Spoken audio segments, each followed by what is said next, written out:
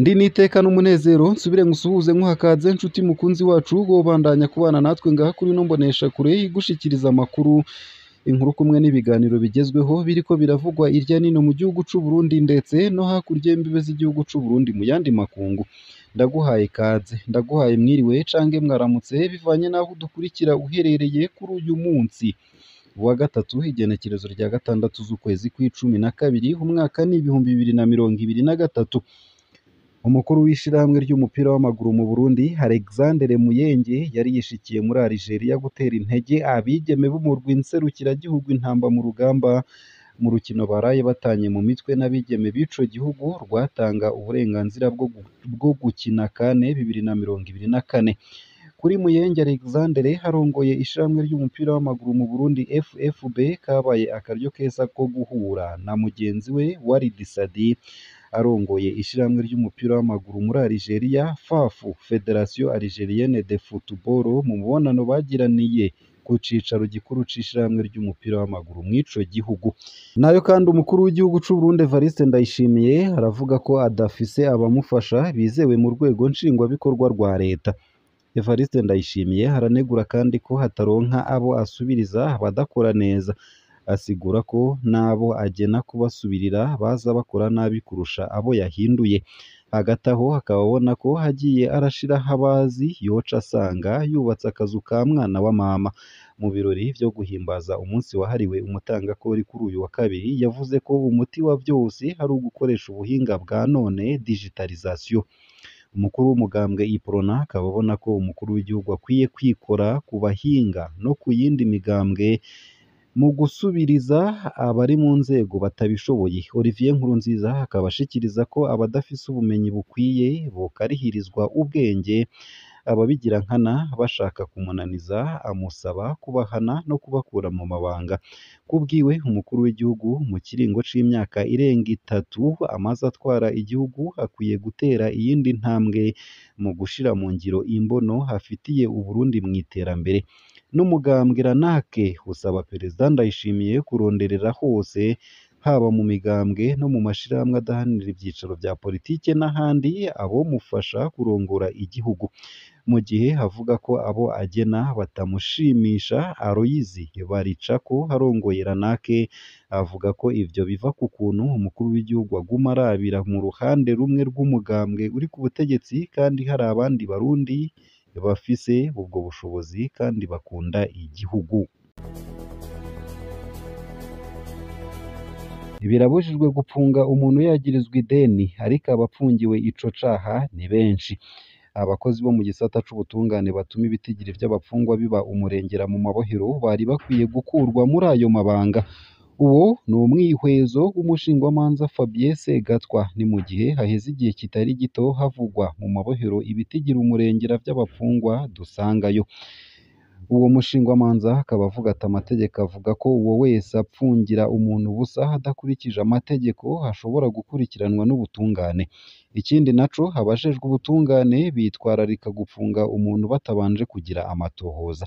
Kubwiwe hari hakwiye gukurikizwa amategeko, haba uwakoze icaha akabihanirwa, nayo uwapfunze umuntu atisunze amategeko na wenyene akabihanirwa. Atanga akarorero agira ati nk'ubu birabujijwe gupfunga umuntu yagirizwa ideni, ariko abapfungiwe ico caha ni benshi. Fabien Segatwa akabona ko uwo wese ahana hatisunze amategeko nawe yohanwa naho atofungwa ariko akabogozwa muri ayo mabanga. Iyo nkuru nkaba nyisomye neza na neza ku rukuta rwa Yaga kuri Facebook. Nayo kandi abakenyezi 4 bahawe imiliyoni zirenga gato 57 mu marundi zo kubashumbusha. Ivyo vyabereye muri Kenya. Urubanza rw'abo bakenyezi rwari rumaze imyaka hafi 9. Uko ari 4 ico bahuriyeko nuko bagendana umugera wa sida kandi bahagarikiwe imvyaro bari kwibaruka. Uwo wese arisangije uko vyagenze kugira asanga abaganga bahagaritse imvyaro ziwe burundu hatagishijwe inama.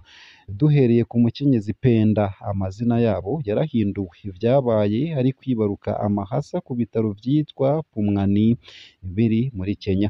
Ico gihe umugabo wiwe yari yashengeye ahitanywe n'umugera wa sida.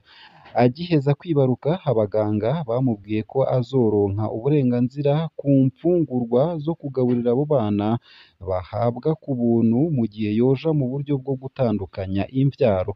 Penda baca bamuha urupapuro aterako umukono rwo guhagarika imvyaro burundu, kuko atarazi gusoma yarabikoze atazi ivyanditseko. Abandi bapfasoni ni Neema ndetse na Faraja, nabo nyene vyagenze nk'uko bateye umukono ku rupapuro rwo guhagarika burundu imvyaro bagiye kwibaruka batazi ivyanditseko, kuko bababwira ko batabikoze batazoronka imfungurwa z'abana ku buntu. Uwa kane yitwa Furaha, wewe ntiyanateye umukono ku mpapuro nk'izo, yagiye kwibaruka bamukoze cesarienne, yikanguye n'ivyo kumuhagarikira imvyaro burundu babigiriyeko. Muri Nyakanga 2023 sentare nkuru ya Kenya yemeje ko ivyo abo bakenyezi bahohotewe mu burenganzira bwabo, babwirizwa guhabwa indishi y'akababaro ingana amadolari ibihumbi 200, ni ukuvuga imiliyoni zirenga gato 57 mu marundi. Abazoriha ayo mahera kuri buri mukenyezi ni abagize uruhara muri ico gikorwa, cane cane ibitaro vyabakiriye bari kwibaruka. Nayo kandi mu ntara ya Rumonge abantu babiri bo muri komine Burambi barahagaritswe n'igipolisi kuri uyu wa mbere, bikekwa ko icaha co gufata ku nguvu abigeme ari kumwe niwe yinjijwe agasho k'igipolisi mu Rumonge ku mugoroba.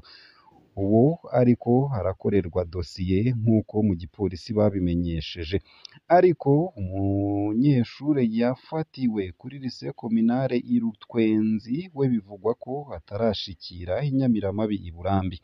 Amakuru ava ku Rutwenzi akaba avuga ko yahagaritswe ku mutahe w'umushikirizamanza wa Repubulika mu Rumonge wo kuwa 30 Munyonyo 2023, ngo yafashwe n'umupolisi hari kumwe n'umuvyeyi w'umwigeme yoba yibungenza, ariko ntawurashikanwa mu gipolisi i Burambi nk'uko Inyamiramabi zahoze bivuga. Ku bw'ayandi makuru hava ku Rutwenzi, umuvyeyi w'umwigeme yoba yaraciye aja kurondera abavyeyi b'umuhungu ngo bumvikane. Umushingwamanza hakaba n'umwe mu baharanira agateka ka zina muntu mu Rumonge yibutsa ko uwafashije muri mwene iyo myumvikano ahanwa nk'uwakoze ico caha. Sylvain Majeri Sindayigaya avuga ko ivyo vyaha uwo vyagiriye habwirizwa kumara igihano aba yaciriwe. Nayo kandi y'ishirahamwe ry'amabanki mu Burundi ABF ribona ko urugero mfatiro tu directeri ruheruka kuduzwa n'ibanki nkuru y'igihugu BRB ruzogira ingaruka ku basaba ingurane. Rwibutsa ko rwavuye kuri 5 rushirwa ku 10%. Uwo rirongoye yabivuze bariko baratanguza indwi yahariwe amabanki kuri uyu wa mbere. Roger Gayijisire Ntwenguye asigura ko iyo ngingo izotuma inyungu ku ngurane abanywanyi b'amabanki basaba iduga.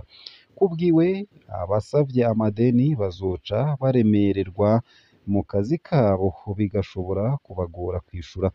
Asaba ko hashirwamwo inguvu kugira igisata c'ubutunzi kinaguke, harimwo gusubiramwo izo ngingo canke kuzihindura.